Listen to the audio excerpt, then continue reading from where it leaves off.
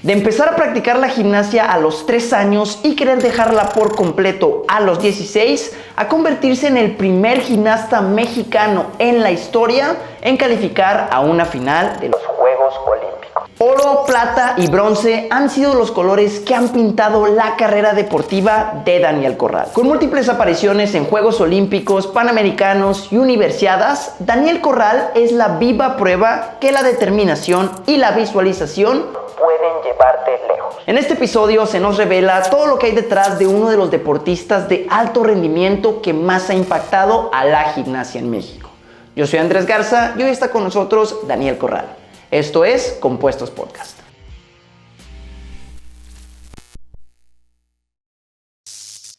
¿Qué tal a todos? Sean bienvenidos a su podcast Compuesto. En este segundo episodio traigo a un gran invitado, a mi amigo Daniel Corral. ¿Cómo estás, Daniel? Bien, contento de estar aquí. Es mi primer podcast o plática enfocado en el área financiera, entonces estoy emocionado, estoy listo para platicar un poquito y gracias por la invitación. No, hombre, encantado. Qué bueno que se nos cruzó la agenda. ¿Qué te trae aquí por Monterrey? Aparte del calorón, todo bien. Siempre cuando vengo para acá, visto la familia, aprovecho, trato de tener la agenda lo más libre posible para poder estar con ellos. Pero pues siempre ese tipo de actividades, visitar amigos, siempre hay tiempo para eso. Lo coordinamos muy bien, ¿eh? Casi. Justo a tiempo, ¿eh? Ya mañana me regreso, entonces, órale, pusimos todo así de último momento. Qué bueno que salió y qué bueno que estás aquí, hermano. Muchas gracias por aceptar la invitación. No, al contrario. Y fíjate que se me hace muy curioso porque, como te decía al principio cuando llegaste aquí, siento que tenemos una vertiente de contenido muy parecido, o sea, vaya, de vida. Porque, a ver, tú eres deportista, yo soy financiero, pero nosotros, a pesar de ser creadores de contenido, por ejemplo, yo soy financiero y tú eres gimnasta. Entonces, el ser creador de contenido es tu vertiente de lo que realmente eres. Entonces, eso se me hace muy interesante y quiero empezar por ahí. ¿Cómo fue que empezaste en el mundo de la gimnasia, hermano? Porque todos tenemos una historia de origen y quiero conocer hoy la tuya. Yo empecé a los 3 años a hacer gimnasia. 3 años. 3 años.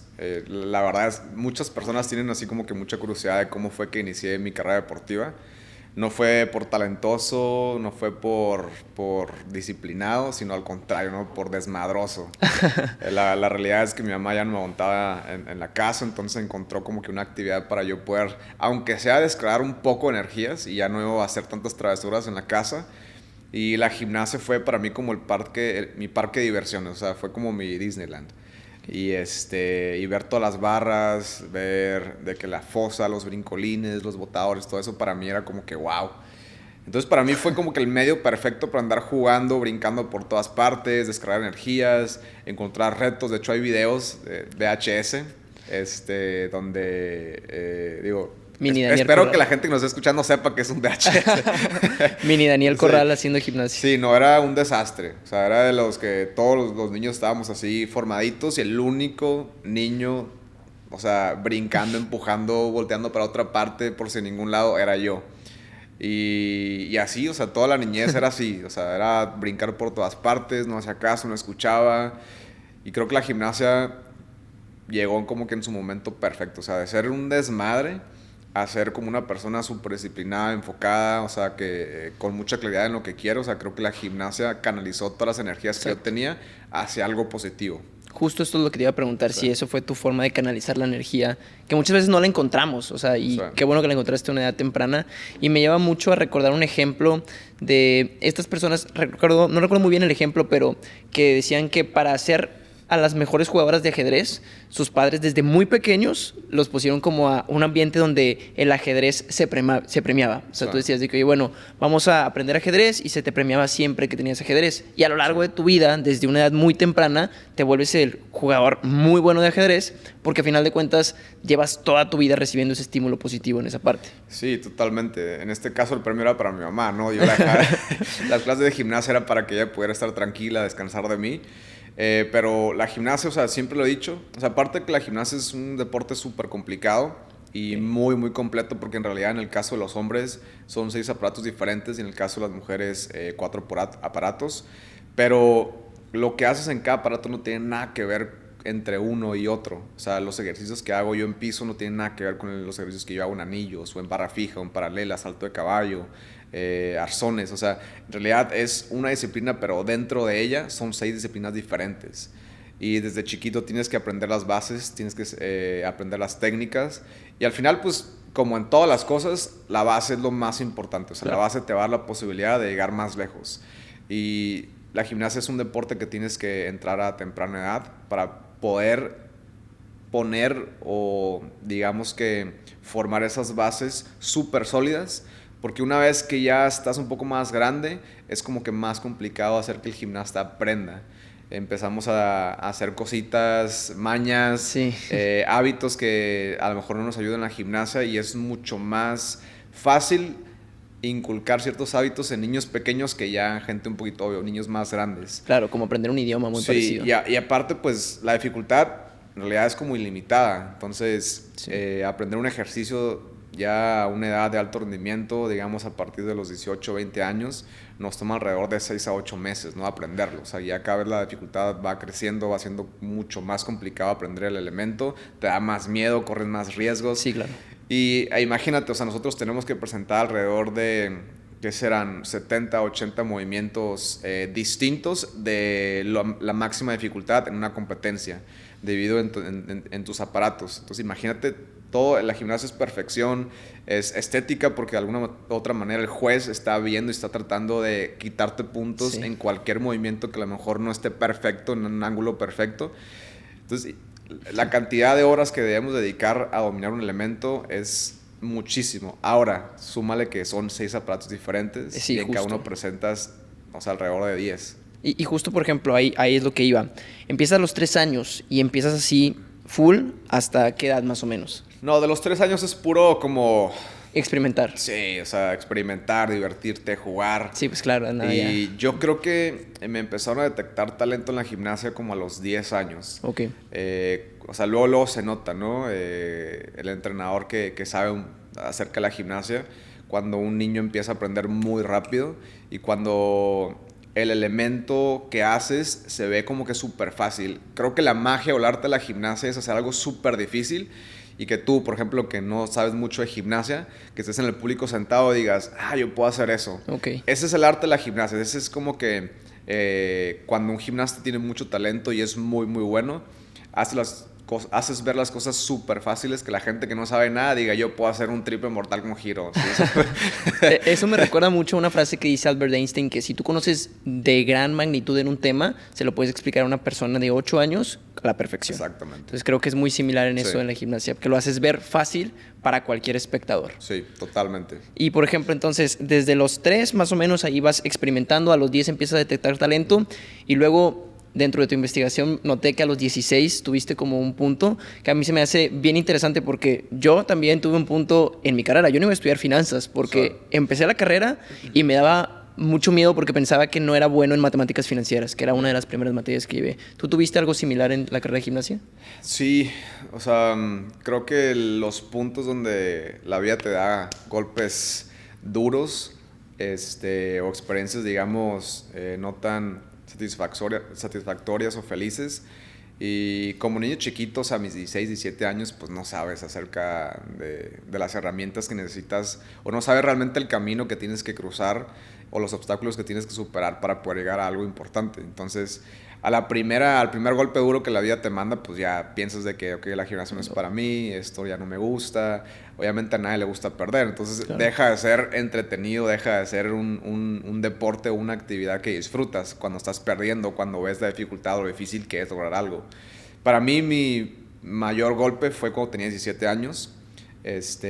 Bueno, a los 16 años sí tuve una experiencia como de ya, la gimnasia me aburrió.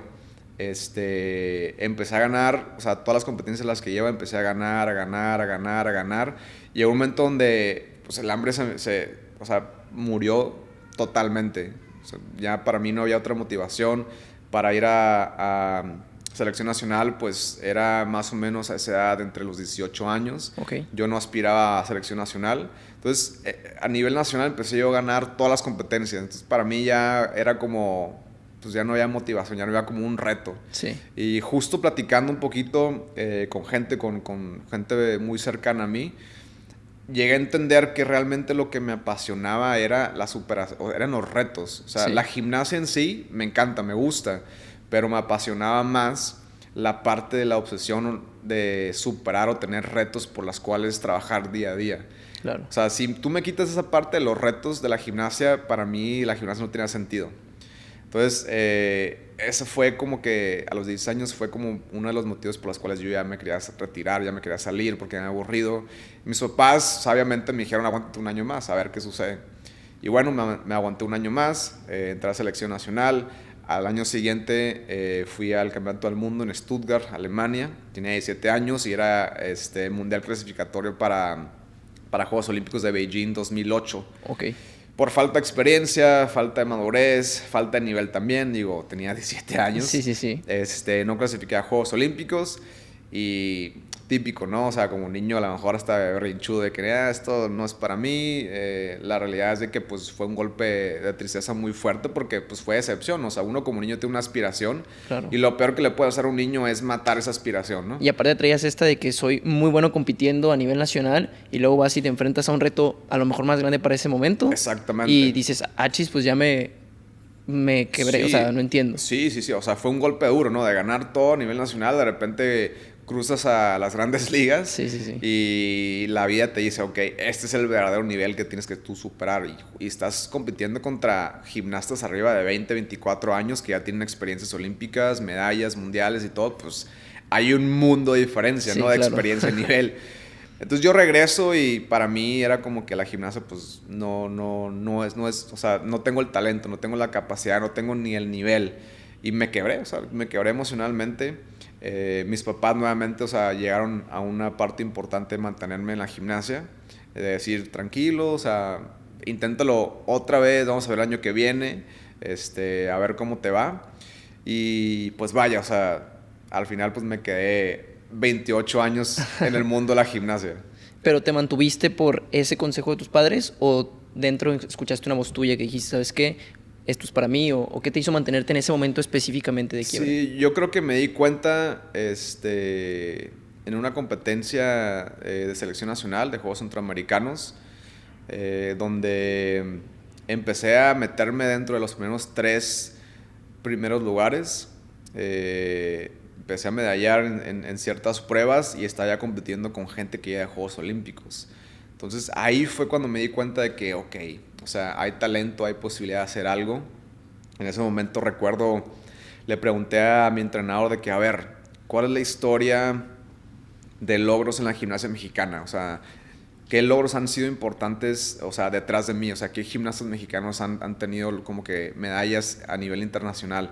Y la respuesta del entrenador pues fue, o sea, la realidad es que no hay, o sea, no hay una historia de medallas internacionales, o sea, está absolutamente en tus manos para que tú puedas ser primero en muchas cosas. Entonces, para mí eso fue lo que me motivó.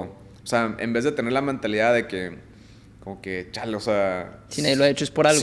Exactamente, o sea, si nadie lo ha hecho es por algo, o sea, ¿qué me hace pensar que yo, un huerquillo de 7 años, lo voy a lograr? O sea, para mí fue lo contrario de que, ok, esta es mi oportunidad para hacer algo importante.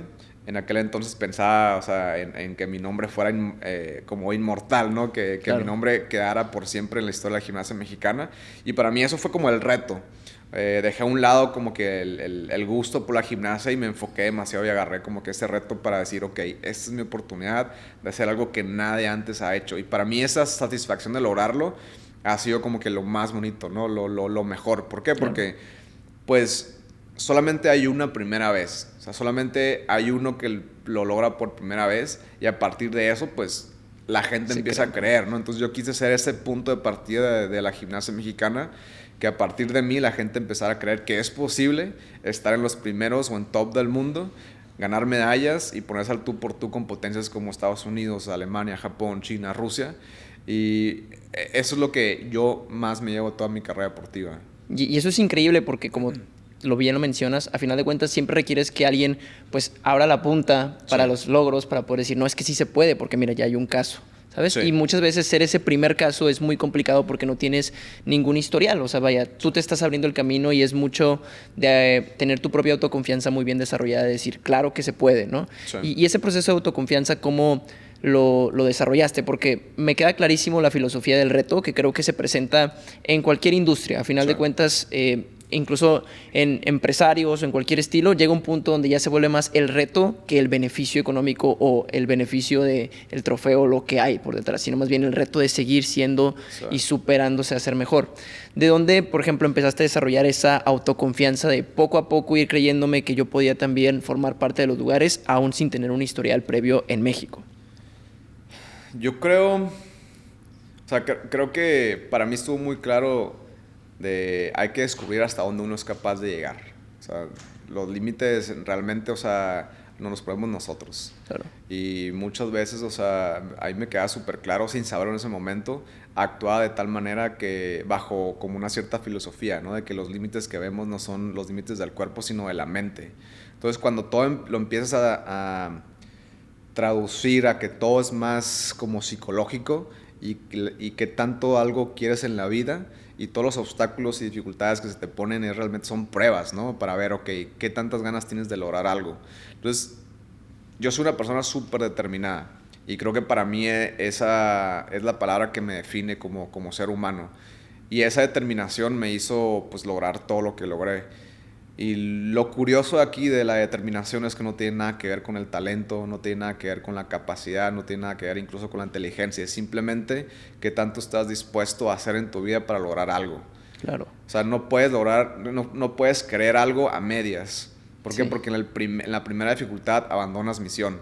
Definitivamente. Tienes que estar totalmente enfocado, tener la claridad suficiente para que realmente todo lo que vayas a hacer esté enfocado en ese objetivo. Entonces, en realidad es algo súper adictivo, sí. Pero es una adicción bonita, o sea, una adicción que te lleva a una satisfacción que al final de cuentas te brinda paz, ¿no? Sí, definitivamente. De hecho, o sea, en el documental de Pelé, o sea, al final dice, o sea, lo más bonito del triunfo, del éxito, pues no es la medalla o el trofeo, sino es el alivio, ¿no? Claro. Tanto tiempo que le estás metiendo a algo, o sea, tanto tiempo que le sacrificaste a un estilo de vida. En este caso, o sea, yo empecé desde los 3. Para mí la gimnasia fue mi burbujita, fue mi mundo. Y yo me dediqué, o sea, fue como mi trabajo, digamos, ¿no? Yo me dediqué a estar en mi mejor estado existencial para poder tener resultados que yo quería. Entonces, después de tantos años de trabajo, de tantos años de sacrificio, si le podemos llamar de esa manera, tanto tiempo dedicarle a algo, lo mínimo que puedes hacer es lograrlo. Claro. Porque imagínate el sentimiento, la sensación de como de arrepentimiento de tanto tiempo que le dedicaste a algo y al final no lo puedas lograr. O sea, para mí hubiera sido como un golpe muy, muy duro. Y no nomás por la derrota, sino porque, oye, pues, o sea, desperdicié tanto tiempo en algo que no lo pude lograr, como que chin, o sea... Definitivo. ¿Qué hice, no? ¿Qué hice todo ese tiempo? ¿Qué hubiera hecho distinto? Y lo interesante ahí es que, desgraciadamente, o sea, uno piensa que es una acción la que te puede llevar a no lograrlo, pero son estas pequeñas acciones que haces o no haces día con día las que te terminan llevando a lograrlo. Y dentro de toda esa determinación, que es una palabra grande, existen también muchos sacrificios que ponen a prueba tu determinación. Sí. Y me imagino que los viviste en temas, pues desde nutrición hasta vida social, hasta familiar, todo lo que tienes que dar por alto para poder cumplir con esa determinación, porque una cosa es decir, sí estoy determinado a hacerlo, y otra cosa realmente es hacerlo día con día, y no solamente cuando tienes ganas, o no solamente cuando te sientes con motivación, o cuando se acerca una temporada importante, sino día con día, como si fuera mañana la competencia. Sí. De hecho, o sea, en mis momentos, digamos, prime, ¿no? Cuando estaba a tope, ¿no? Con mis entrenamientos, o sea, nosotros entrenábamos, o bueno, yo entrenaba, o sea, de que 4 horas en la mañana, regresaba a comer, regresaba otras 4 horas en la tarde, o sea, ese era mi ritual. O sea, 8 horas. Sí, o sea, 8 horas más menos 1, o sea, a veces el entrenamiento se alarga porque, pues, las cosas no te salen bien, no te sientes bien, y tienes que ir un poquito más lento.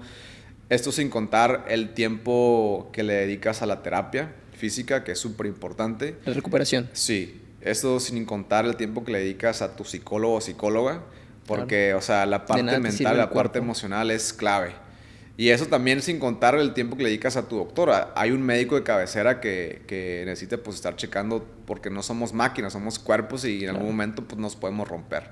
Y los días malos, Daniel, ¿cómo los procesabas? O sea, porque obviamente había días donde yo creo que a todos nos pasa, no te salen bien, o semanas incluso. Claro. ¿Y cómo los procesabas de, oye, no estoy mejorando, me siento que estoy empeorando? Digo, con todos estos pues especialistas, ya sean psicólogos, doctores, creo que te complementan mucho, pero creo que el estar presente, aún en los días malos, ayuda. Sí, yo buscaba mucho y tenía muy claro buscar esta definición de excelencia. Excelencia no es un rendimiento excepcional siempre, sino excelencia es todos los días, si te sientas bien, te sientas mal, por lo menos obtener una pequeña victoria al día. Ok. O sea, eso era el enfoque, una pequeña victoria al día. Definamos tantito pequeña victoria para más o menos entenderlo mejor, para que las personas lo puedan como... Ok, una pequeña victoria para mí en el caso de la gimnasia, supongamos, ¿no? Si yo tenía que hacer dentro de la rutina de anillos un ejercicio de Cristo, que es fuerza, y lo tienes que mantener a la hora de presentarte en la rutina o en la competencia por 3 segundos para que no haya deducción, y yo solamente lo puedo mantener medio segundo. Ok, una victoria al día sería al siguiente día llegar al segundo, al siguiente día llegar al 1 segundo 1.2. Ok. Entonces ese es el enfoque, y más en un deporte como la gimnasia, que es súper complicado, que es muy, muy difícil. Los pasos son súper pequeños, o sea, no puedes correr. Claro. ¿Por qué? Porque adelantarte a un proceso de aprendizaje de un elemento puede haber un accidente, puede haber un desarrollo de una mala técnica. Si haces una mala técnica, o sea, la ejecución no es buena, por Claro. lo cual si un elemento te da cierto puntaje y lo realizas con una mala ejecución, pues no tiene caso, porque al realizarlo Se te mal, equilibra, te sí. quitan puntos y pues o sea, pierdes más de lo que el elemento le va a dar Ok. puntaje a tu rutina, ¿no? A lo que vale al final tu rutina. O sea, en gimnasia no solo es el resultado, sino también el proceso para llegar al resultado. O sea, en gimnasia creo que es absolutamente todo el proceso. O sea, eso define todo, porque nosotros tenemos que entrenar más de lo que competimos. O sea, Claro. realmente lo que para nosotros es más complicado es el entrenamiento. Ya llegas a la competencia y todo es bien fácil. O sea, los días difíciles es todo el proceso de llegar a ese nivel, a ese tope, ¿no? Con tu plus. Entonces, el entrenamiento siempre es mucho más complicado, hay mucho más sufrimiento. O sea, terminamos desgarrados, o sea, Sí, pues, o sea, literalmente. destrozados, o sea, físicamente, psicológicamente y emocional. O sea, terminamos de que no nos podíamos mover de lo cansado que estamos, de que ya no podemos hacer nada más. Pero esos días eran los días que salías más contento, Claro. porque sabías que estabas expandiendo tus límites. Y que estabas dándolo todo, porque no te estabas quedando con nada. Y ahí es Totalmente. donde está súper interesante, porque creo que específicamente en el mundo del deporte, pues es muy fácil como un espectador quedarte viendo resultados, ¿no? De que él es muy bueno haciendo esto, haciendo el otro, jugando fútbol, en gimnasia, corriendo, incluso ejemplos como Usain Bolt. Sí. Pero a final de cuentas, vaya, todo se define en un momento, pero son momentos pequeños que has acumulado para que ese momento se defina de la manera que quieres. O sea, Sí. todo el esfuerzo acumulado no se ve. O sea, no son los 100 metros que corres, ni en este caso los ejercicios que realizas en un minuto, sino más bien todos los días constante por años de Sí. carrera y sacrificios, los que terminan definiendo ese momento decisivo. Sí, de hecho, o sea, es muy real de que antes de ir a competir tú ya sabes si vas a ganar o no vas a ganar. ¿En serio? Sí, no es tanto como moneda al aire, sinceramente. O sea, tú antes de llegar a la competencia, tú sabes cuál es tu nivel. Tú ya sabes que vas a estar dentro de los top 3 o top 15 del mundo. O sea, es muy complicado decir, pues a ver si gano medalla. La realidad es de que uno ya sabe psicológicamente Que para lo diste llegar todo. y recoger su medalla. Obviamente, como es un deporte de mucha precisión, es totalmente aceptable que pueda haber una falla. O sea, puede haber algún error que te pueda sacar de la medalla. O sea, sí puede haber sorpresas. El factor sorpresa siempre va a estar presente. Pero ya uno más o menos sabe cuando va y ya yo sé que voy a ganar. O yo sé que voy a estar en finales. O yo sé que voy a estar en top 3 del mundo. O sea, entrenas tanto, conoces tanto que estás consciente de absolutamente todo, incluso de tu competencia. Y lo tengo Sí. o no lo tengo. Lo tengo o no lo tengo. Y creo que es exactamente. difícil ese llegar a la competencia o llegar a la oportunidad y el saber de, híjole, no me esforcé lo suficiente Sí. para lograrlo. Sí, de hecho, o sea, para mí, o sea, yo tuve una rachita, muy, muy buena en mi carrera deportiva. 2011, gané 2 medallas de oro en los Juegos Panamericanos. En el 2012 fui a mis primeros Juegos Olímpicos, quedé en quinto olímpico. 2013, quedé 2 del mundo, en el campeonato del mundo. Okay. Y al año siguiente gané el Premio Nacional del Deporte como gimnasta. Y todo, o sea, fueron Una racha. fueron una racha muy, muy buena para mí. Y todos esos logros fueron históricos, o sea, fueron los primeros Sí. en la historia de la gimnasia mexicana. Entonces, en el mundial, un día antes, o sea, yo ya sabía que iba a ganar la medalla. O sea, yo ya lo sabía. Haz de cuenta que trabajamos mucho un proceso de visualización. Es una herramienta súper poderosa en el tema psicológico, ¿no? Ok. Yo empecé a tener sesiones psicológicas desde que tenía 12, 14 años. Precisamente para prepararme desde que estaba chiquito para esos momentos que iba a enfrentar a los veintitantos. Pero desde hace mucho Desde tiempo. hace mucho, o sea, la visualización para mí es una de las herramientas más poderosas que tengo, y entre más la trabajamos, más real se sentía cada vez que cerraba los ojos y te imaginabas en tu competencia. O sea, podías incluso, o sea, entre más la desarrollas, puedes llegar hasta incluso sentir el olor de la magnesia, empezar a sudar, empezar a sentir así como si estuvieras realmente, o sea, de repente estamos visualizando.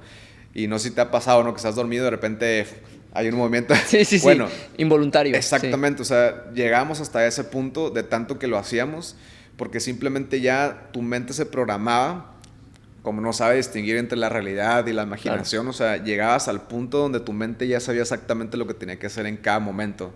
Entonces, llegas a la competencia, te nombran, sabes, en la pantalla, subes al escenario, saludas a los jueces y das de cuenta que se prende un chip en automático.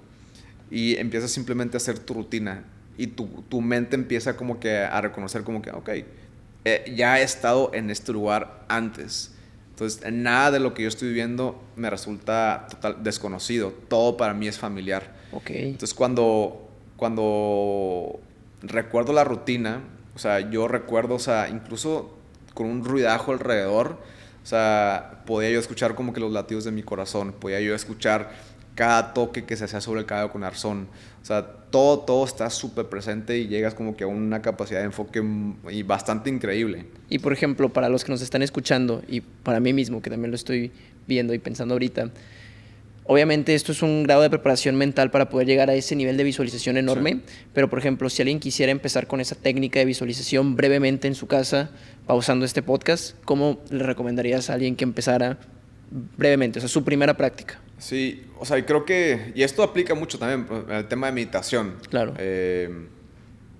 Yo creo que las mejores maneras de una persona que a lo mejor quiere empezar con este tema de visualización es un día antes, o sea, antes de irse a dormir, cerrar los ojos, empezar con unas cuantas respiraciones profundas para programar a tu cuerpo que se relaje y empezar a vivir como tú quieras vivir el día que sigue. O sea, tú ya en tu mente debes saber las actividades que tienes que hacer. Claro. Simplemente imaginarte como en tercera persona también, cómo lo vas a vivir. O sea, pensar en las emociones que estás sintiendo en ese momento, realizar cada actividad que estás haciendo. Cómo te quieres ver, o sea, sonriente, energético, vivo, amable, o sea, súper atento con las personas. O sea, empezar a tratar de ser lo más descriptivo posible con tu versión que vas a ver a un futuro. Y una vez que te despiertas, o sea, realmente sí es un cambio. Empiezas simplemente a replicar lo que ya te estabas imaginando. ¿Por qué? Porque tu mente empieza como que a programar cómo te vas a levantar y a perseguir aquello que tú estás, o sea, ese chip que tú le estás metiendo. Esa es la mejor manera que uno puede empezar con la visualización y se va a dar cuenta que es súper poderosa. Y pues poco a poco, o sea, al principio quizás es muy complicado. Obviamente esto es una técnica, sí, claro, de años. Que requiere mucho tiempo. Entonces no se me desanimen, síganlo practicando y cada vez van a tener más capacidad de sentir mucho más. O sea, nosotros llegamos a un punto que empezamos a sudar. O sea, empezamos a sudar de los... Incluso sentíamos los nervios de la competencia. Pero de eso se trata. Pero eso se me hace bien interesante ahorita que estabas platicando, porque yo no abordo de esa manera, porque no conocía al lujo de detalle la técnica. Sin embargo, por ejemplo, yo soy una persona que no soy muy extrovertido, a pesar de crear contenido y todo esto, realmente es un proceso introvertido. Pues yo a final de cuentas, introvertido, Sí, oye, es que es curioso porque piensan que porque tenemos redes sociales ya eres extrovertido, cuando solamente es un proceso introvertido porque nos grabamos con 3 cámaras aquí y estamos tú y yo. Pero lo interesante aquí es, por ejemplo, Este año me tocó dar una conferencia a 600 personas, que era mi primera conferencia medianamente grande. Yo no doy muchas conferencias, no me gusta tanto hablar en público. Y obviamente cuando empiezas a dar conferencias a personas grandes, a grandes escenarios, como que empiezas a sentir un poco de miedo. En este caso fue mi conferencia con más personas y no sentí nada de nerviosismo. Principalmente por dos cosas. Número uno, porque conocía lo que estaba hablando. Y número dos, porque intenté normalizar la situación. O sea, yo decía, esto solamente es un paso para hacia donde voy a llegar. O sea, no voy a terminar aquí. Esto no es lo más importante que voy a hacer, sino más bien es una de las cosas que me van a llevar a lo más importante que voy a hacer, que es mi destino. Sí. Entonces, eso a mí me dio la tranquilidad de decir, esto me tiene que salir bien porque involuntariamente digo, ya lo viví porque está escrito que lo viva. Sí. No sé si me explico. Que creo que es medianamente cercano a la técnica de visualización. No precisamente así, pero sí, como normalizar la situación de que ya pasó. Y eso, ahorita que lo estás diciendo, como ya pasó, y ya entras al escenario y dices, ya pasó, sí, ya pasó, o sea, ya lo hice, entonces lo puedo volver a hacer. Sí, incluso, de hecho, hace unos días también tuve una conferencia. Y y antes de dormir, o sea, estaba visualizándome y hablándome a mí mismo de que okay, mañana voy a estar súper energético, voy a estar tranquilo, voy a irradiar el mensaje que yo quiero irradiar a los jóvenes, porque eran jóvenes de 14, 15 años. Y eso también, o sea, el autodiálogo claro, es también súper importante, o sea, muy, muy importante. Y tiene tanto poder que al día siguiente, automáticamente, aunque ni te acuerdas de lo que hablaste esta noche, simplemente tú lo vas a manifestar. Sí, claro, o sea, lo estás manifestar. Irradiando, pues sí, prácticamente, porque lo sientes tan profundo en ti que sí, lo estás transmitiendo sin querer transmitirlo, inconsciente. Sí. Y hay algo bien interesante ahorita que lo estamos tratando y creo que también es un tema interesante por el área donde vamos, que es el tema, por ejemplo, del síndrome del impostor, que eventualmente te puede decir, oye, sí me he estado batallando todo este tiempo, pero siempre está este miedo de no doy el quite. Y sí, me recuerda mucho a una frase que tiene Steve Jobs que dice que el mundo cambia cuando te das cuenta que todo lo que ves a tu alrededor lo hicieron personas igual a ti. Sí. Entonces, a veces nosotros creemos es que él tiene otras cosas o él es diferente, sí, pero al final de cuentas todos somos humanos y sí, tenemos capacidades a veces diferentes en ciertas cosas, pero eso no imposibilita el hecho de que tú puedas también lograr las cosas que quieres. Sí, hubo dos frases que van muy en relación a lo que me estás platicando. Dos frases que un día antes de la final del Campeonato del Mundo que a mí me permitieron subir con tanta tranquilidad. La primera frase es, o sea, todo experto en cualquier área comienza siendo un principiante. Entonces, yo sabía que para mí era mi primer final y yo veía a los campeones del mundo en ese momento, tenía 23 años y mi decía... edad, tenías mi edad. Tenía tu edad, exactamente. Y decía, ok, aquella persona que fue campeón olímpico, que fue campeón mundial, tuvo que haber pasado por este preciso momento donde yo estoy. Claro. Con nervios, con miedo, con incertidumbre de... Ok, sé que traigo el nivel, pero siempre, pues como es un deporte de precisión, si pongo mal la mano a la hora del apoyo del arzón, pues ahí quedó, ¿no? O sea, este momento que yo estoy viviendo, lo tuvieron que haber vivido todos y cada uno de ellos. De una manera distinta, ¿no? Pero claro, la posición o la fase de llegar a esa maestría deportiva tuvo que haber pasado por donde yo estoy. Entonces me dio mucha tranquilidad eso.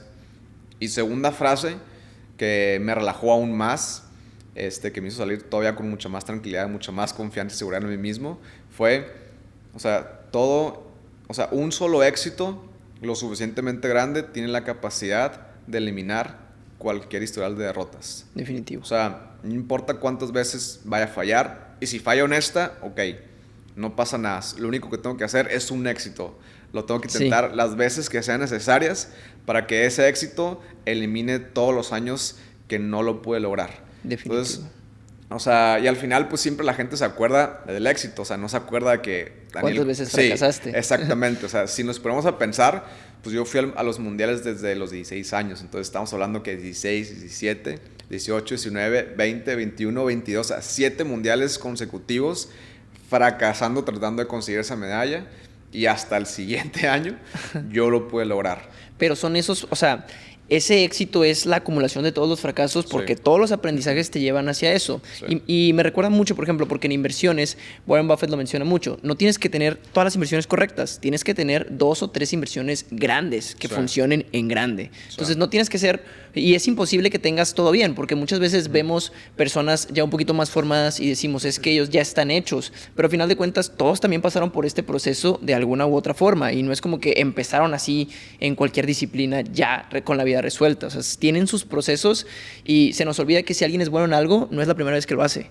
Entonces creemos de que, oye, pues es que esta persona ya lo logró, pero no es la primera vez que lo hace. Y al mismo tiempo que tú puedes ver desde un punto de que nada más está haciéndolo ahorita y le sale tan bien, no estás viendo todo el proceso, que creo que como tu gimnasta lo entiendes muy bien, pero otras personas a lo mejor en el mundo de los negocios no alcanzas a comprender todo ese proceso, porque tú como quiera entrenabas diario y te daba a entender como todos estamos entrenando diario, y si esta persona está ahí, no es porque sea mejor que yo, sino es porque a final de cuentas yo todavía estoy en mi proceso de entrenamiento diario para mejorar. Sí, en realidad, o sea, la fórmula, no hay fórmula secreta o no hay fórmula mágica, o sea, la fórmula aplica para cualquier área de la vida, deporte, finanzas, empresas, lo que sea. Y es siempre lo mismo, o sea, es que somos demasiado esperados, queremos resultados así. Y más ahorita con todo el inmediatez de las redes sociales y todo lo que existe ahora. Que es otro tema, ¿no? También. Sí. Pero sí, somos muy desesperados. La gente que no ha tenido un proceso como, en este caso, el que tú tienes o el que yo tuve como deportista, entender procesos es súper importante. Entender procesos y entender tiempos. O sea, eso para mí ha sido la clave. ¿Por qué? Porque, o sea, yo entender que a lo mejor en mi etapa deportiva o en mi etapa, digamos, de planificación de vida personal, estoy en un tiempo totalmente diferente que mis amigos, mis compañeros, que a mi edad ya están casados, ya tienen hijos, o sea, ya viven como una vida más de señor que la mía. O sea, simplemente, o sea, no me puedo comparar con su vida. ¿Por qué? Porque su etapa es muy diferente y su proceso de vida y su planificación ha sido bien distinta. O sea, para mí desde los 3 años a los 31 años, mi enfoque era la gimnasia. O sea, yo recientemente me acabo de casar, entonces, o sea, tengo menos de un año de casado y para mí apenas va a empezar, ¿no? O sea, yo tengo 33 años. A mis 33 yo me casé. Apenas a mis 33 voy a empezar esa faceta o esa etapa de mi vida de matrimonio. Tengo amigos que ya se casaron desde los 25, 26, ya tienen 2, 3 hijos. Entonces, o sea, es entender procesos, es entender tiempos. ¿Cuándo te toca a ti vivir esta etapa? ¿Cuándo te toca a ti echarle todos los kilos a algo? ¿Cuándo te toca incluso recoger los frutos que has estado plantando en los años de inversión de trabajo, ¿no? De cosechar. Entonces, es simplemente que la gente entienda que todos tenemos procesos y tiempos distintos. Y eso es bien interesante porque personalmente te puedo compartir que es algo que estoy entendiendo apenas hoy. Como que se nos olvida que si queremos resultados diferentes tenemos que tener procesos extremadamente diferentes. Y lo que tú ves normal, o sea, no puedes exigir un resultado diferente en tu vida con un proceso igual al de todos los demás. Entonces tú dices, oye, pero es que estas personas ya están aquí, todos mis amigos, todos mis conocidos, pero tú quieres un resultado diferente a ellos. O sea, tú quieres otro estilo de vida, tú quieres otros procesos, ser bueno en otras cosas. Entonces las cosas en las que te vas a especializar y lo que vas a tener que sacrificar, los procesos que vas a tener que vivir, los tiempos en los que los vas a tener que vivir van a ser muy diferentes. Pero la sociedad es tan fuerte como ya está, tienes que tener esto, ya está, tienes que tener el otro, y esto, esto y esto, que si te dejas llevar por esa ola, es muy difícil que te empieces a comparar y erróneamente descuides tu proceso, que es único y irreemplazable, por intentar adaptarte a un proceso de alguien más que jamás vas a gustar. Sí. Y entender las fortalezas y habilidades también. O sea, porque, por ejemplo, como atleta, pues mi enfoque siempre fue mi cuerpo, mi físico, mi mente para poder ganar. O sea, por eso de repente yo me acercaba a ti y de repente, ¿sabes qué, Andrés? No sé nada de finanzas. No, no es mi área. O sea, tu vida se dedicó a eso. Claro. Y esa es la parte bonita, ¿no? De conocer gente, de todo el networking así, de saber gente que es experta en diferentes áreas. Porque, o sea, a pesar de que yo tengo 33 años y tú 23, o sea, que yo te llevo 10 años de diferencia, o sea, todo el tema de finanzas yo estoy en pañales. Sí. Pero esa es tu expertise, esa es tu maestría. Entonces, entender también y aceptar cuando, ok, mi parte, o sea, yo como maestro soy en el área física, en el área de entrenamiento, en el área de superación, ya sea de vida, ya sea de superación emocional o todo el tema de motivación, aspiración, cómo ser disciplinado, o sea, cómo lograr cosas o metas. O sea, en esa área sí, o sea, lo domino totalmente porque yo lo viví y apliqué todo lo que yo aprendí, lo he aplicado en mi vida. Entonces, o sea, es entender también, saber que aparte que hay un proceso de tiempos, entender cuál es tu posición, o sea, de dónde encajas. Exactamente. Porque también creo que es muy fácil perder ese dónde encajas, porque sobre todo en el sistema educativo que tenemos, que a final de cuentas se centra en que seas medianamente bueno en todo, es decir, por ejemplo, si tú sacas 100 en una materia y 50 en otra, se te va a castigar, porque de igual manera reprobaste una materia, ¿no? Y de a ver, es un sistema que ha estado así por años, pero lo que voy es, en la vida más cotidiana funciona más ser un especialista en algo y contratar especialistas de otras cosas para otras cosas. O sea, no es como que yo soy financiero y voy a centrarme en hacer todas las áreas de mi empresa porque no tengo ni la capacidad ni el tiempo. Entonces, me centro en lo que soy bueno, maximizo mis esfuerzos en eso y me alío de gente importante o gente buena en los temas para cumplir con las cosas en las que yo soy débil.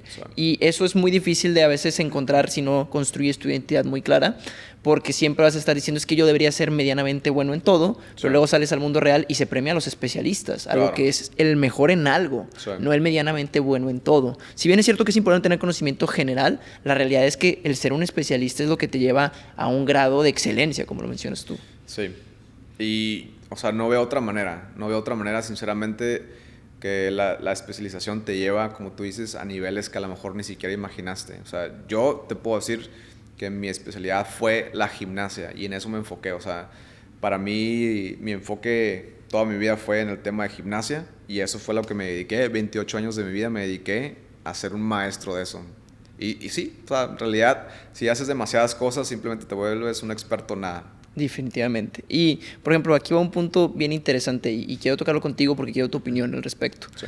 Siempre se menciona que, por ejemplo, poniendo un negocio, o sea, si haces de tu pasión un negocio, como que deja de ser tan divertido. Ejemplo, a ti te gusta mucho a lo mejor la ropa, pones una marca de ropa, disfrutas mucho la marca de ropa, pero luego te sientas a ver los números de la empresa, el marketing, las finanzas, los costos, las nóminas, y te das cuenta que sí, lo interesante es diseñar y poner un negocio de algo que la gente puede lucir, pero al mismo tiempo te das cuenta que hay una operación que es difícil, que si esa operación no se mantiene, si los números no hacen sentido, la narrativa nunca va a hacer sentido. Entonces, el lado aburrido, que para muchas personas lo es, para mí es muy divertido, pero el lado aburrido, que son los números, van consumiendo poco a poco el lado pasional y termina siendo más trabajo que pasión. ¿Qué entiendes tú por eso, por ejemplo, específicamente en el caso de la gimnasia?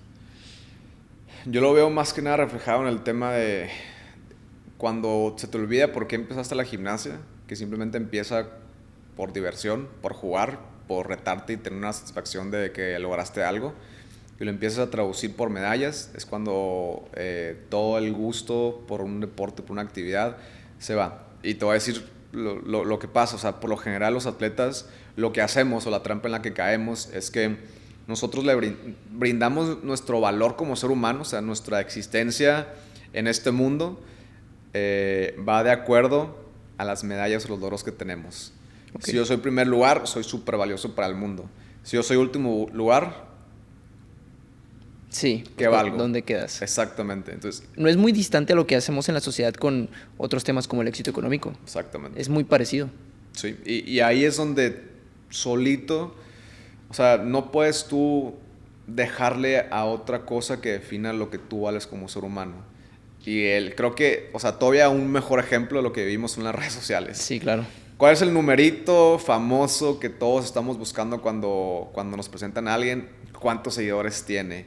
¿Qué tanta, o sea, de cuánto es su comunidad? O sea, ¿qué tanta fama tiene? Etcétera. Entonces, hemos caído totalmente en la trampa de que le brindamos el valor a una persona, a un ser humano, por cosas externas. Y ahí es donde para mí, en este caso, o sea, traduciendo al deporte a lo que yo conozco y domino, cuando yo me dejé definir por el número de medallas o por el número de premios o reconocimientos, cuando dejé de definir que todo eso expresara ante la sociedad qué tanto yo valía como ser humano, creo que fueron los peores años de mi vida, los más infelices.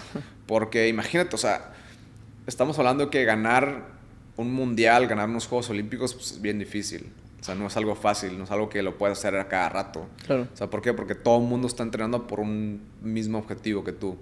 Y estamos hablando que en los Juegos Olímpicos menos del 1% del planeta Tierra pertenece a unos Juegos Olímpicos. Y tú eres parte de ese 1% de los mejores atletas de todo el planeta, que van a buscar lo mismo que tú. Sí. Las diferencias son muy mínimas. Y la cantidad de atletas, o sea, que buscan eso, pues son bastantes. Entonces imagínate si yo pongo mi felicidad en consecuencia de las medallas o en consecuencia del resultado que yo tenga en cada competencia. Pues siempre, o sea, te aseguro que el 80%, 90%, pues voy a ser infeliz. Claro. O sea, porque fracasamos más de lo que ganamos, sinceramente. Definitivamente. Y como tú dices, el fracaso, pues es un ingrediente necesario del éxito. O sea, no existe el éxito sin el fracaso. Es parte de todo ese proceso para llegar. Claro, y justo comparto mucho ese pensamiento porque, fíjate, voy a sacar un proyecto que también es un podcast, pero monólogo. Y una de las primeras reflexiones que hicimos en piloto es una que se llama Con o sin el traje, que trata precisamente de, no sé si has visto la película de Spider-Man que sale ya Tony Stark, o sea, No Way Home, creo que, no es No Way Home. ¿Es la última que sacaron o no? No, es una que salía con Spider-Man, con Iron Man, que salía Iron Man, creo que la primerita de Spider-Man. Resulta que en cierta parte de la película, Iron Man o Tony Stark le dice de que a Spider-Man, oye, si no eres nada sin el traje, no deberías de tenerlo. Porque la persona decía, oye, es que yo sin el traje no soy Spider-Man. Entonces, si no eres nada sin el traje, no deberías tenerlo. Y creo que esa reflexión, a pesar de ser una película para niños, también muy enfocada a temas de vida. Porque creo que muchas veces nosotros le ponemos un peso a yo no soy nada sin mis medallas. Yo no soy nada sin mi dinero. Yo no soy nada sin mi puesto de trabajo, sin mi esto, sin mi otro. Y tendemos a recaer en valoración externa para poder sentir felicidad interna. Es lo más vacío que hay. Definitivo, porque terminas dependiendo, o sea, tu felicidad o tu vida termina dependiendo de algo que no puedes controlar. Claro. Porque en los negocios te puede ir muy bien o muy mal. En las medallas te puede ir muy bien o muy mal. Y son etapas que van a ir pasando naturalmente, porque son ciclos. La economía nunca va siempre para arriba. Sí. Igual no podemos pensar que nuestra vida siempre va a ir para arriba. Y si solamente dependemos de los resultados positivos, cuando carezcamos de estos, vamos a sentir un vacío y vas a sentir este síndrome de no soy quien digo ser. Cuando realmente todas esas cosas que consigues son parte de tu identidad y es una extensión de ti, pero no eres tú. O sea, tú eres Daniel con o sin las medallas, güey. Y yo soy Andrés con o sin los recursos económicos que he permitido crear. Entonces, eso es sumamente importante porque creo que me permite entrar a una etapa de nuestra vida que es lo que quiero platicar contigo ahorita, ya más madura, güey. O sea, donde ya dices, ok, entiendo que todo esto soy yo, pero ahora, ¿quién soy yo después de la gimnasia? Sí, o sea, Rigo, tomando un poco lo que dices, yo me aventé 3 Juegos Olímpicos, Londres, Río y Tokio. De los 3 Juegos Olímpicos, el más complicado fue el último, porque los primeros 2 fue en busca de medallas, pero el último fue en busca de algo como más interno. Okay. Justo de tratar de aprender, ok, ¿quién soy yo? Porque me estaba preparando ya para una vida postdeportiva. Claro. O sea, ¿quién soy yo o quién voy a ser yo ya sin la gimnasia? Sí fue un golpe bastante duro. Yo sabía que venía y como atleta te preparas para todo. Te preparas para entrenar, ganar, fracasar, lesionarte, terapia física para recuperarte, pero nunca te preparas para cerrar ciclos. Y ciclos donde pues prácticamente la gimnasia pues siempre me definió a mí como ser humano. O sea, todo el mundo que escuchaba el nombre de Daniel Corral sabía que era gimnasta. O sea, claro. Gimnasta, medallista, el olímpico, pues, sabían. Definitivo. Y una vez, o sea, que te retiras es como si todos esos poderes, como si tú fueras un superhéroe y de repente todos esos poderes te los quitan, ¿no? Ya no puedes volar, ya no tienes visión, rayos X, o sea, lo que sea. Entonces, encontrarte o tratar de encontrar tu felicidad sin eso que te definió tanto tiempo es muy complicado. Y yo ese proceso lo tuve que pasar de ayuda psicológica, o sea, fueron creo que como de 6 a 8 meses de preparación psicológica y emocional de que, ok, esta va a ser mi última competencia y después de aquí hay vida, hay más proyectos, claro. Sigue el Daniel Corral, o sea, no Daniel Corral se muere aquí, sí. Daniel Corral puede tener sus proyectos, puede ser feliz fuera de la gimnasia, todo lo que has hecho simplemente son reconocimientos, son cosas bonitas que viviste. Pero pues Daniel Corral no nomás fue el gimnasta, ¿no? o no fue el atleta que participó en un programa en televisión, o sino Daniel Corral puede ser el esposo, puede ser el empresario, puede ser el inversionista, puede ser el emprendedor, puede ser el padre de familia. O sea, es simplemente aprender a cerrar ciclos y darte la oportunidad de conocerte en nuevos. Y saber que tú mismo cambias, o sea, no te puedes definir por algo que fue hace 5 o 10 años, o sea, vaya, sigues cambiando y sigues evolucionando y tú mismo tienes que entender que son ciclos y no son mejores ni peores, son nuevos ciclos, güey. Sí. Y eso es bien chingón entenderlo porque creo que no es fácil. Sí, vas cambiando, vas aprendiendo, o sea, en cada etapa de tu vida piensas que esto es la definición de éxito, esto es lo que voy a perseguir. Y luego 10 años o 5 años después dices, no era eso. Pero no me arrepiento de haber pensado eso en ese momento porque ese pensamiento me llegó a este logro. Sí. Al final todo es un autodescubrimiento. Claro. O sea, te vas descubriendo, vas conociendo quién eres y siempre he pensado y lo confirmo que entre más uno se conozca, o sea, internamente quién eres como ser humano, más tienes la capacidad de lograr cosas aún más grandes. Claro. O sea, conocerte al 100% y cada vez descubrirte aún más te da la posibilidad de seguir superando y logrando objetivos y sueños más grandes. Y es que termina siendo tu única arma contra el mundo, porque es prácticamente lo único que puedes controlar, tu propio conocimiento de ti mismo. Todo lo demás es completamente variable y cambiante, y por eso es que no podemos poner nuestro valor en cosas externas, porque eso sí no lo controlamos, solamente tu propio conocimiento de ti mismo. Correcto. Y me recuerda mucho ahorita, es que traigo muy pegada porque leí la autobiografía de Steve Jobs, pero esta teoría de los puntos que nunca los vas a entender hasta que los ves en retrospectiva. Es decir, oye, no entiendo por qué viví esto, no entiendo por qué viví el otro, no entiendo por qué viví el otro, y años después, tiempo después, te das cuenta que todos esos puntos conectaron hacia la persona o la situación en la que estás ahorita. Buena o mala, a final de cuentas. Pero todos esos puntos te sirvieron y por eso los viviste, para terminar en un punto en particular. Sí, y ahí es donde hace sentido. Cuando de repente me entrevistan y me dicen, ¿qué cambiarías? Yo diría, absolutamente nada. O sea, tendría miedo de cambiar algo porque si cambio cualquier cosita, sé que la persona que soy yo en este momento puede ser otra persona totalmente diferente. Como las películas de viajes en el tiempo, que cambias como una la cosita. última de Flash, ¿no? Esa sí me la aventé. Y pues cualquier cosa, o sea, cualquier cambio, por más de minuto que sea, cambia absolutamente la realidad. Entonces, creo que, o sea, de repente pensamos en las cosas malas que a lo mejor pudiéramos cambiar. Pero, sinceramente, esas cosas malas que nos pasaron fueron aprendizajes. Nos guiaron hacia precisamente la persona que somos en este momento. Y pues son aprendizajes, son descubrimientos. Las crisis son de las lecciones más importantes que nos deja la vida. Y más que los éxitos. Sí. Aprendemos más de los fracasos que de los éxitos, sinceramente. Y por ejemplo, Daniel, entrando en esta etapa ya postdeportiva, ¿qué sigue para Daniel ahorita, güey? Tienes todos estos temas de los proyectos que ya hemos platicado, tienes Sisu, pues te acabas de casar, tienes todo lo que estás desarrollando. ¿Qué es lo que estás viendo ahorita, por ejemplo, para futuro? Platícanos también de este proyecto que traes, que es tu libro. ¿Qué es lo que viene ahorita, güey? ¿Qué son estas nuevas etapas que estás viviendo? O sea, para mí, lo que yo quería en mi vida postdeportiva era algo súper importante, ¿no? Obviamente, como me dediqué tanto a la gimnasia, creo que lo más importante que no tenía era el tiempo.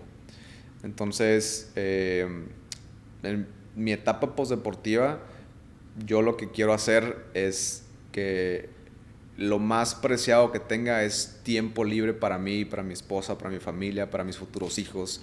O sea, todo se mueve alrededor de eso. Sí, claro. Ahorita, pues sigo trabajando con marcas, para mí me encanta hacer eso porque es la oportunidad de aliarme con marcas fuertes en el tema de uso de imagen. Me uno con marcas importantes que me han acompañado también en proyectos como lo que es la Copa Daniel Corral, que yo creo que es un proyecto muy bonito que tiene mucha proyección. Lo hacemos una vez al año y es una competencia donde les ponemos así un escenario olímpico y compiten niños de 3, 4 años. Entonces es dar la oportunidad a niños de 3, 4 años y enseñar a los papás cómo es un escenario olímpico. O sea, es un proyecto súper bonito. Viene el tema del libro, que el libro han habido muchas preguntas porque ya tengo mucho tiempo que lo quiero sacar y la gente me dice que ¿cuándo el libro? Y yo, espérenme, es que está ya casi. Y es bien difícil escribir un libro, a veces estoy en ese punto. Es complicado porque entre más te tardas, más vas cambiando tu Sí, forma sí, de sí. pensar. Entonces... Y lo que escribiste lo quieres reescribir porque ya no Sí. conectas tanto y se vuelve un Sí, tema de... y este libro que si Dios quiere y todo sale bien, que sale en noviembre, no es una autobiografía. O sea, mucha gente cree que va a ser una autobiografía. O sea, para mí los logros que yo tuve, o sea, sí, son importantes, pero fueron para mí. Claro. O sea, si quieres saber de mis logros, pues nomás pon en Google Daniel Corral y ahí te sale pues todo lo que gané como atleta, ¿no? Pero, o sea, este libro es un libro que hace cuestionar a la gente, o sea, que hace abrirle los ojos y que empiecen a preguntarse, o sea, en esta era moderna de la tecnología, de las redes sociales, o sea, realmente, o sea, todo lo que hay detrás de todo lo que... O sea, ¿cómo explicarlo? El libro se llama Los descubrimientos inesperados de una vida exitosa. Y son todas aquellas lecciones y herramientas y mitos que yo alcancé a descubrir en todo mi proceso de crecimiento y todo mi proceso como atleta. Y hablo de muchas cosas, o sea, hablo de temas desde el éxito, hablo de temas financieros también. Okay. O sea, la cruda realidad que yo me encontré cuando descubrí que pues yo como atleta mexicano no iba a vivir. Eso era algo que quería preguntarte ahorita que lo tocamos brevemente, creo que vale Sí. la pena hacer la pausa. ¿Cómo es la vida de un atleta financieramente hablando? Porque creo que es mucho sacrificio y a lo mejor los medios no están diseñados para premiar ese sacrificio. Si hablamos económicamente, el esfuerzo aplicado a la recompensa no es en absoluto equitativo. O sea, exactamente, o proporcional. O sea, no hay una igualdad. Incluso lo ideal sería, pues, de que la recompensa económica fuera aún más, ¿no? Porque la responsabilidad que cargamos nosotros, el tiempo que le dedicamos, pero no tanto el tiempo que le dedicamos, sino de todo lo que dejamos de hacer. Tu costo de oportunidad. Sí, es increíble. Desafortunadamente, en unas cosas, los capítulos del libro que hablo sobre eso, pues descubro que pues yo como deportista no iba a poder vivir económicamente. Y es un mito que yo tenía de que, pues, ok, si yo soy exitoso, si yo soy un atleta histórico para mi país, pues así debe ser la recompensa, ¿no? Entonces, digo, son situaciones un poquito más complicadas, claro, pero realmente, o sea, el atleta mexicano no puede, o la calidad de vida económica no alcanza, sinceramente, no lo alcanza. O sea, vemos muchos casos de atletas, no todos, ¿verdad? Pero vemos muchos casos de atletas que han ido a Juegos Olímpicos o que han sido incluso medallistas olímpicos que pues terminan en el mismo área que conocen, que son como entrenadores. ¿Por qué? Porque a lo mejor pues, no tienen otra opción. claro. ¿O por qué? Porque pues a lo mejor puede ser una chamba segura. Pero para mí, o sea, era uno de mis más grandes miedos, dedicarle tanto a la gimnasia, y lo que menos quería era terminar como pues en el mismo área. Que no tiene nada de malo ser entrenador, o sea, ojo, absolutamente no tiene nada de malo, y si es la vocación de otras personas, adelante. O sea, es una vocación súper bonita, pero era una vocación que yo no veía para mí. Yo estaba convencido desde chico que yo retirándome de la gimnasia, yo iba a poner, o sea, fin al ciclo y mi vida, o sea, iba a ser totalmente distinta. O sea, quizás a lo mejor ni siquiera relacionada al deporte. Pero muchas veces, que no sabemos las circunstancias de cada persona, pero muchas veces o la mayoría de las veces terminan exactamente en el mismo lugar donde vivieron tanto tiempo, porque a lo mejor no tuvieron otra opción. Esa es la única opción que conocieron. Y para mí, pues o sea, agradezco mucho tener ese golpe de realidad porque me hizo ponerme las pilas y me hizo preparar mi futuro económico sin todavía retirarme, para que yo pudiera retirarme y armar las cosas de tal manera que, número uno, respetando algo que siempre quise, tener tiempo para mí, y número dos, que retirarme no me haga que tenga que trabajar el doble o triple lo que yo tuve que trabajar en el gimnasio, porque imagínate, vengo de un estilo de vida donde le dedico las 24 horas casi al entrenamiento para retirarme. Yo me retiré a los 31 años. Imagínate que me retiro a los 31 años y empezar de cero. En otra vertiente. En otra vertiente dices, pues, o sea, ¿de qué sirvió todo lo que hice? ¿De qué sirvió todos los resultados, de todos los logros? ¿De qué sirve si al final, o sea, saliendo de este túnel del todo el mundo del deporte, viene otro túnel más oscuro Claro. Y nuevo. Y nuevo, exactamente. Entonces sí es un tema súper delicado, es un tema que sí me da mucha tristeza. Incluso estamos ahorita viviendo una situación complicada con el deporte y con el apoyo económico en cuanto a becas. Las becas, sinceramente, pues no alcanzan. Ya digo, metiéndonos en números ya sería más complicado. No, y no sería es la mucho idea, más complejo. no es la idea, sino simplemente compartir la realidad del atleta mexicano, que económicamente no es suficiente. Y como atleta mexicano, por mi experiencia y a pesar de los resultados, no vives de tus resultados. Tienes que desarrollar otras fuentes de ingreso adicional. Tienes que tener otras fuentes, exactamente. Y, o sea, de que se puede vivir a lo mejor con resultados, lo puedes hacer, pero no es la calidad de vida que merece el deportista olímpico, que merece el deportista que nos ha representado tanto tiempo y claro. todo el tiempo que le dedicamos a eso, sinceramente. Entonces, tienen que buscar otras fuentes de ingreso. Y para mí, o sea, fue el empezar a invertir, Okay. el empezar a desarrollar proyectos. O sea, vaya, empecé a aprender el tema de la diversificación. Okay. Donde yo me siento sumamente agradecido, me siento sumamente afortunado de haber tenido esa educación, de haber tenido las personas adecuadas junto a mí que me enseñaran y que me estén guiando en este camino, porque pues yo me dediqué toda mi vida al deporte y yo salgo, bueno, antes de terminar o de retirarme, pues desde cero, sin información, sin conocimiento. Y estas personas, pues, o sea, realmente sí puede ser un cambio totalmente distinto. Y para mí siempre fue súper claro. Siempre desde chiquito yo sabía que no quería trabajar para alguien. O sea, que mi libertad era lo más importante para mí y era como que el regalo que yo me voy a dar. Y todo el sacrificio que yo hice en la gimnasia, o sea, tiene que tener una recompensa de mi libertad, o sea, de mi tanto libertad financiera como de mi libertad en cuanto a tiempo, que yo soy dueño de mi tiempo y nadie le puede poner valor económico ni de ninguna otra manera a mi tiempo libre o a la energía o al tiempo que yo voy a trabajar. Claro. Y eso es bien interesante porque creo que a veces en búsqueda del éxito económico te pierdes en el verdadero éxito, que es la libertad. Sí. No al comprar las cosas para tener que trabajar para pagarlas, Sí. que es muy probable que muchas personas caen por toda la sociedad como está desarrollada para que caigas de esa manera. Sí, la idea y lo que yo aprendí en todo este proceso fue, o sea, por lo general, la gráfica de tiempo y trabajo y ingreso económico, o sea, si la gráfica de tiempo, entre más trabajo, tenemos cada vez menos tiempo, ¿no? Sí. Obviamente más trabajo, pues más ingresos, ¿no? Pero aquí la clave es hacer que tu ingreso suba subiendo, tu tiempo de trabajo esté bajando, pero tu tiempo libre para ti esté subiendo. Claro.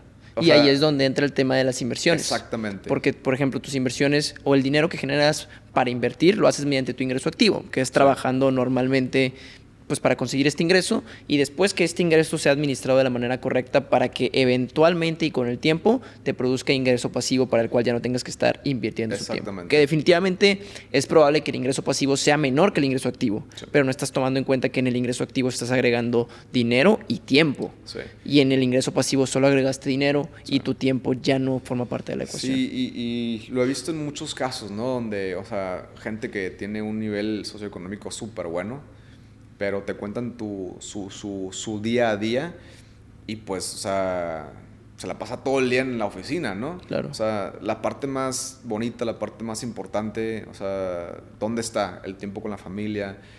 Para mí, y esto va a sonar raro, ¿no? Cuando me preguntan, oye, ¿cuál es tu proyecto de vida? O sea, ya casado, ya con hijos, mi sueño es ser amo de casa.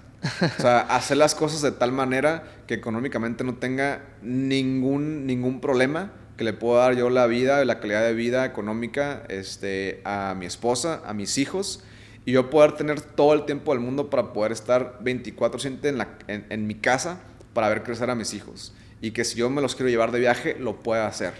Porque al final también he visto mucho que la mejor protección que tú le puedes dar a tu hijo ante cualquier circunstancia que en este mundo moderno pues podemos observar son los valores familiares. Estar cerca en el crecimiento de tus hijos es lo más sagrado. Me ha tocado porque mis papás O sea, para mí lo que mis papás me inculcaron ha sido como la fórmula secreta de mi éxito. Los valores que yo tengo como familia, los recuerdos que yo tengo de ellos en todo mi proceso de crecimiento como deportista, o sea, no los compra absolutamente nada. Y por eso la gente se ríe, ¿no? Cuando o sea, porque a lo mejor dicen, oye, pues es poner una empresa, tener esto, una casa allá. Yo digo, amo de casa. O sea, obviamente para también poder, lo demás, pero... También lo demás, claro. O sea, esa parte de lujo y comodidad es algo que lo quieres vivir, lo quieres disfrutar con tu esposa y tus hijos. Pero mi sueño es poder ser amo de casa y que mi esposa también pueda ser ama de casa. Y los proyectos, o sea, con proyectos, obviamente. Siempre hay que tener una vida, como yo le digo, una vida con propósito, una vida en propósito, teniendo proyectos, teniendo retos que nos forcen a crecer, a seguir explorando áreas que no conocíamos de nosotros, pero siempre tener la libertad de que cuando quieras ser amo o ama de casa, lo puedas hacer. Y económicamente no haya ninguna situación que no te deje dormir. Que te prive. Que sepas que todo lo que haces no es por necesidad, sino porque tienes un proyecto, una empresa súper exitosa, es porque te gusta. Claro. Y a final de cuentas también creo que eso va muy relacionado con las etapas. Por ejemplo, ahorita que decías de que no, pues hay personas que tienen buena situación económica y se la pasan todo el día en la oficina, me vi reflejado, soy yo en este momento, pero son etapas que yo creo que se tienen que vivir Sí. de sacrificio, que digo, yo sé si no es difícil hoy, va a ser difícil mañana. Sí. Entonces prefiero que sea difícil hoy cuando ahorita no tengo pues ningún compromiso fuera de mí mismo Claro. y mi familia, pues a final de cuentas es donde puedo tomar la mayor cantidad de riesgo, invertirle la mayor cantidad de horas Claro. para que cuando llegue mi momento de querer estar en esta tranquilidad y estabilidad, ya haber trabajado lo suficiente para poder recibirla. Sí, o sea, aquí, ojo, ¿no? O sea, vivimos en dos etapas muy distintas. Sí, claro. Pero está interesante hacer este contraste. Así Es como lo padre. como tú dices, yo me paso todo el día en la oficina, yo no puedo decir nada al respecto. ¿no? Sí. Porque, o sea, yo me pasaba Todo el día todo el día en en el gimnasio. Todo el día en el gimnasio. Pero para mí está súper claro. O sea, la vida está dividida en dos etapas. En una juegas y en una trabajas. O sufres, si lo puedes poner así. Tú nomás decides el orden. En una siembra sin otra cosechas. Exacto. Tú nomás decides cuál va a ser el orden.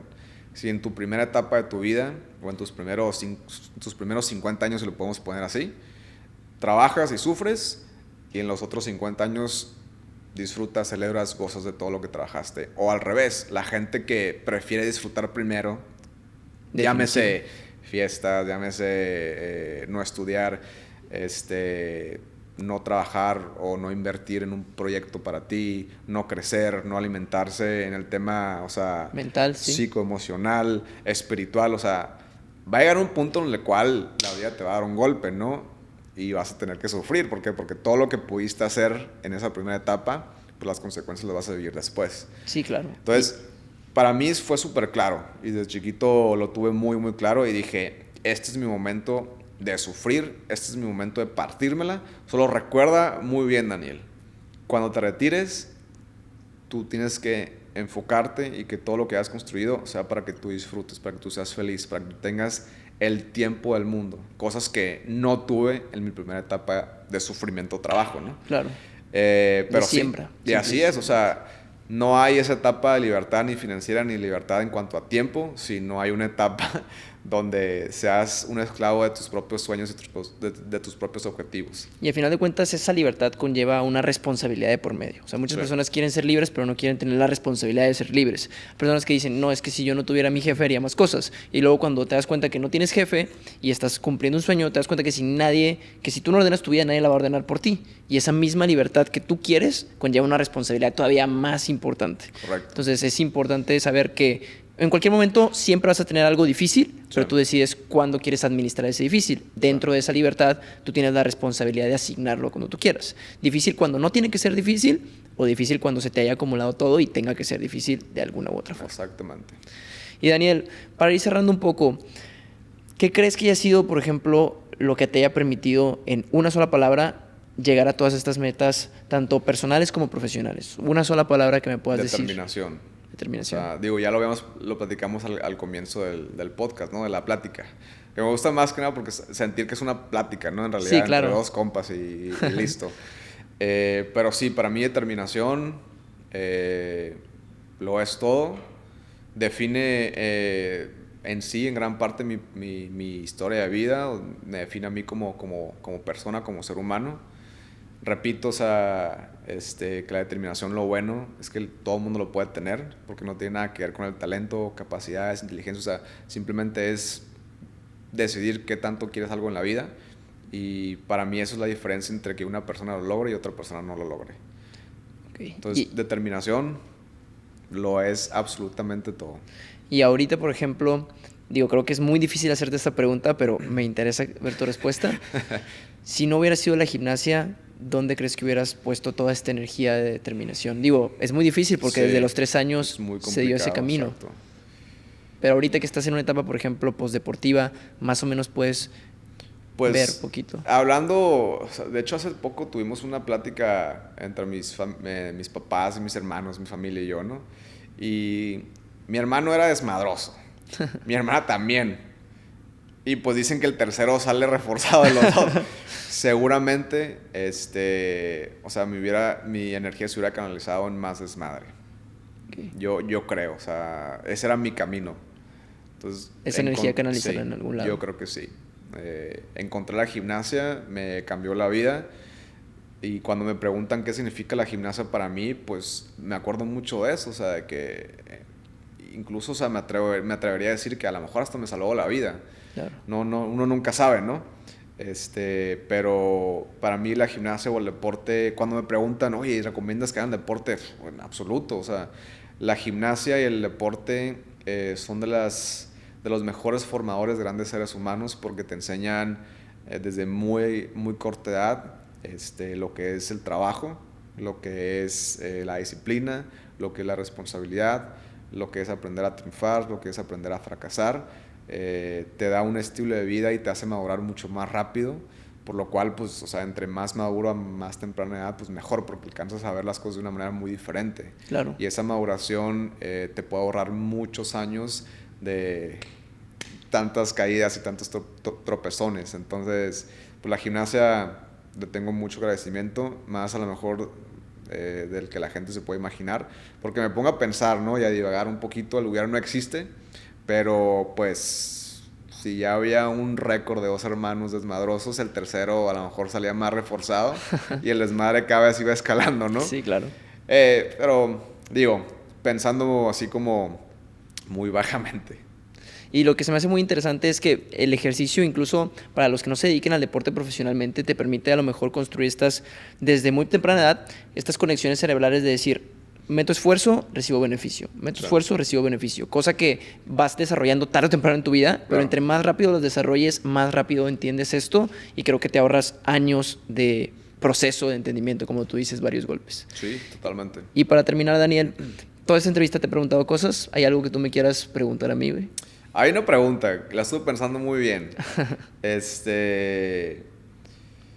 Obviamente las personas más ricas del mundo tienen acceso a información o acceso a lo mejor, si hablamos de inversiones que pues la gente normal no tiene acceso, ¿no? Claro. O sea, porque inversiones a esa cantidad de dinero, pues no, o a esa suma monetaria, pues no todo el mundo tiene la posibilidad de tenerlo, ¿no? Pero si hay una fórmula, llámese bienes y raíces, llámese inversiones en bolsa de valores, lo que sea. Si hay una fórmula que le pudiera funcionar para que la gente pudiera alcanzar esa libertad financiera con cualquier nivel socioeconómico que tenga, o sea, ¿cuál es la recomendación cuál será como el portafolio, vaya?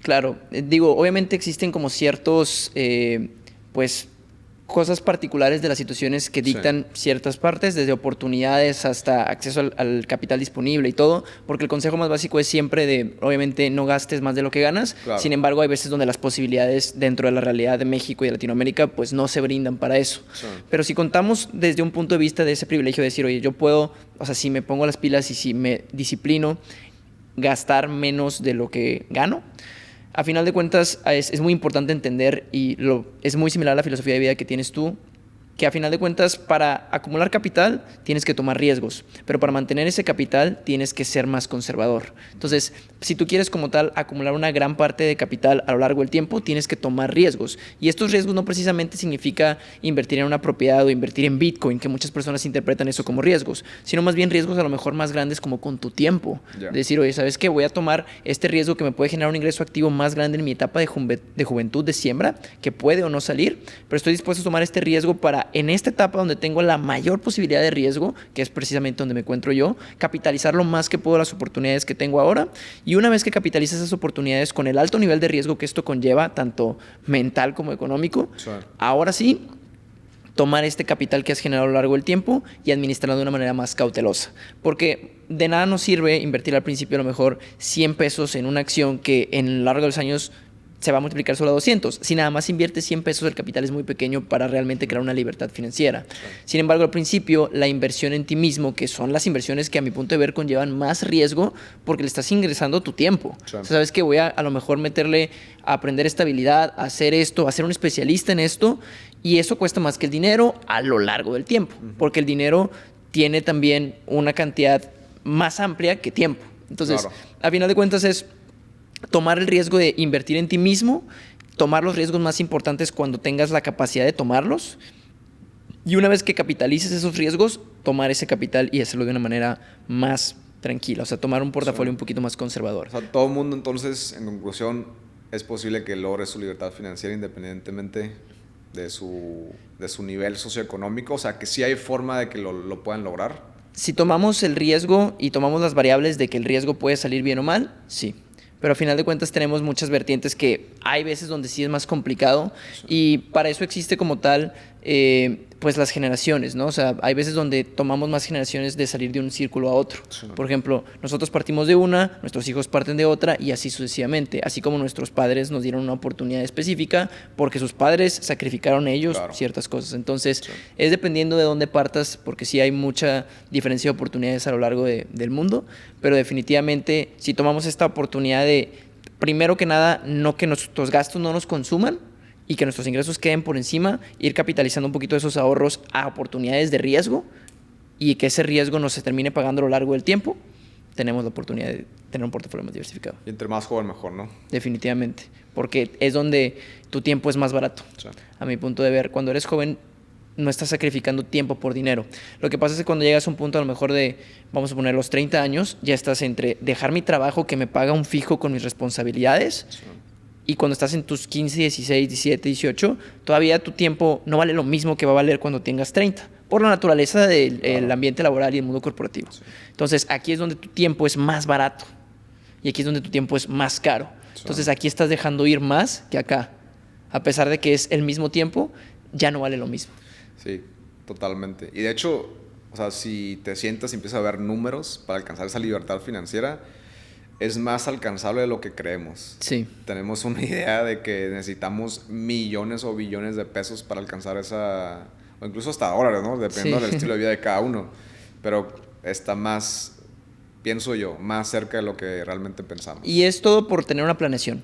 Porque cuando no tienes una planeación, todo te parece imposible, ¿no? O sea, es como si tú el primer día de gimnasio hubieras dicho, voy a llegar a ganar las medallas sin un plan de entrenamiento, pues parece un sueño ilógico. Sin embargo, ya cuando vas conociendo el plan de entrenamiento, crees que tiene un proceso y te vas acercando cada vez más. Correcto. Daniel, muchas gracias por formar parte del podcast. Al contrario. Encantado de tenerte aquí. Espero pronto se haga una segunda parte. Y muchas gracias por formar parte. Que hace parte. mucha falta de platicar, ¿eh? Sí, la verdad que nos ganó el reloj, pero me quedo con un muy buen sabor de boca. Me gustó mucho este episodio. Igualmente, mi bro. Y gusto verte también. Ya sabes. El gusto es mío, hermano. Siempre un placer platicar contigo, compartir. Y seguramente seguiremos en contacto. Claro que sí. Aquí en Monterrey tienes tus casas. Y muchas gracias a todos por ver el episodio. Espero lo hayan disfrutado mucho y nos vemos próximamente en otro.